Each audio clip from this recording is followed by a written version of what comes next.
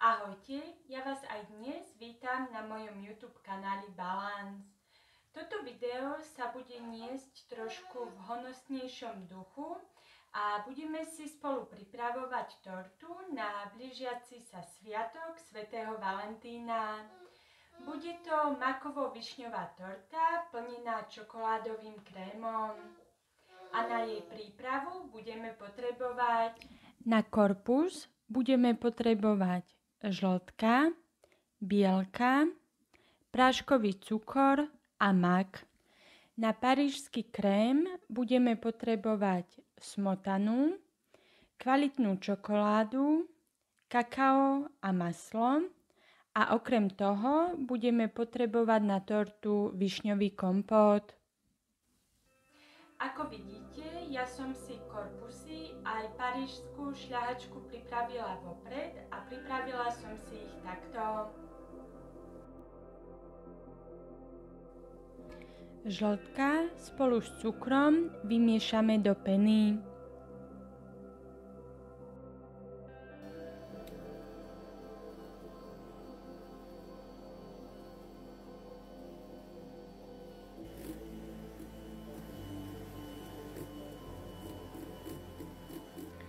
Kým sa nám šľahajú žltka, v samostatnej nádobe vyšľaháme sneh s bielkou. K vyšľahaným žltkám začneme postupne pridávať mak.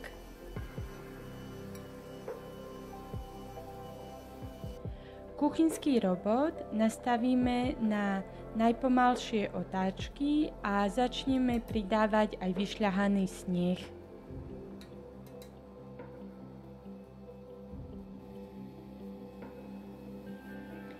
Cesto rovnomerne vylejeme do dvoch foriem na pečenie, ktoré som predom vymastila a vysypala múkou.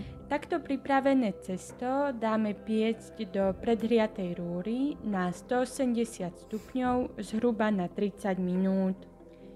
Kým sa nám korpusy upečú, pripravíme si parížskú šľahačku, a to tak, že do hrnca nalejeme smotanu, ktorú začneme ohrievať. Do smotany pridáme čokoládu a kakao a miešame, kým sa nám čokoláda nerozpustí a celá hmota nespojí. Parížskú šľahačku necháme ochladnúť.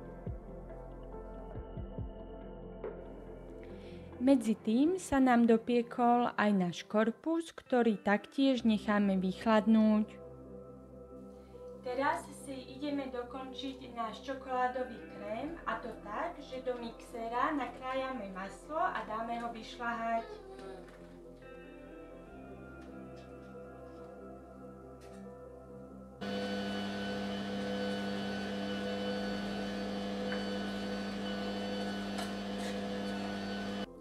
Vyšľahanému maslu si po malých častiach začneme pridávať parížsku šľahačku.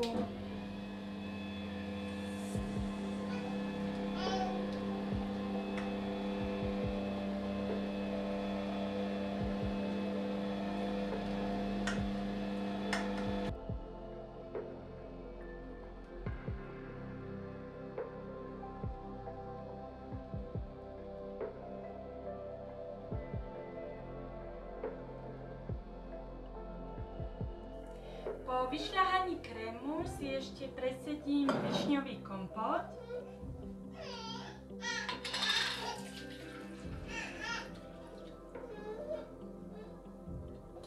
Višne nechám poriadne odkvapkať a potom ich prekrojím na polovice. Do višňovej šťavy, ktorým budem zvlhčovať korpusy, primiešam ešte rum.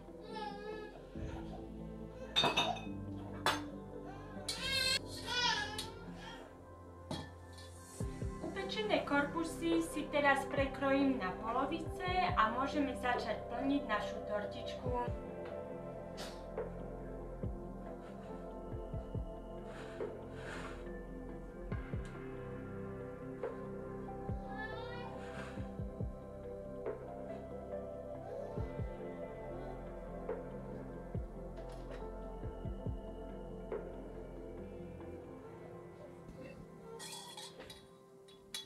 Korpus zvlhčím višňovo-rumovou šťavou.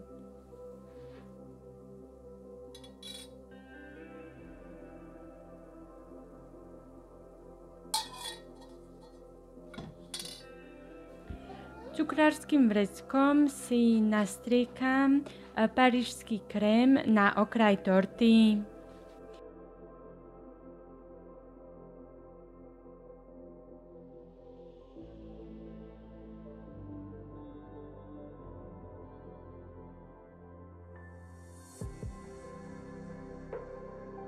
Pridám aj zvyšok krému, ktorý rovnomerne rozotriem.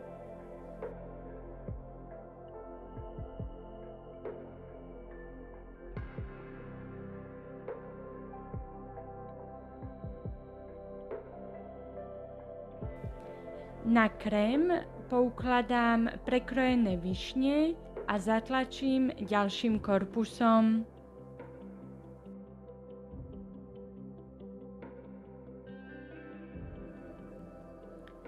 Poskladanú tortu som dala na niekoľko hodín do chladničky zatuhnúť. Na druhý deň som tortu podľa vlastnej fantázie dozdobila zlatou jedlou práškovou farbou.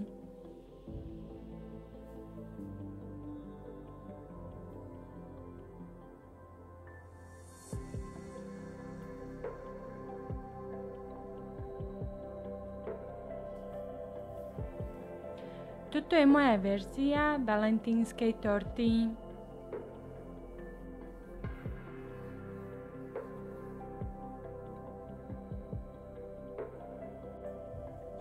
Predtým, ako sa celá torta zjedla, som ju stihla natočiť aj ako vyzerá v reze.